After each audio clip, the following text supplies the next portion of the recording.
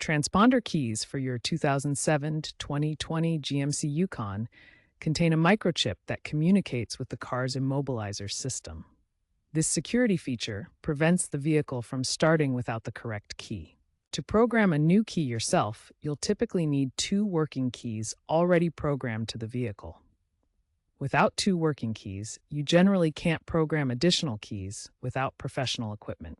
Keep in mind that using non-OEM or aftermarket parts or performing a DIY action could void existing warranties. The next section covers the general steps if you have two working keys. If you have two already programmed keys, follow these steps. Step 1. Insert the first working key into the ignition and turn it to the on position for a few seconds, but do not start the engine. Then remove the key. Immediately insert the second working key and turn it to the on position for a few seconds, again without starting the engine. Remove the second key.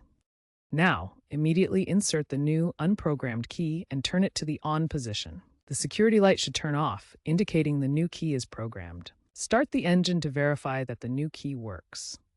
If the security light stays on or flashes, the programming was unsuccessful, and you may need to repeat the process or consult a professional.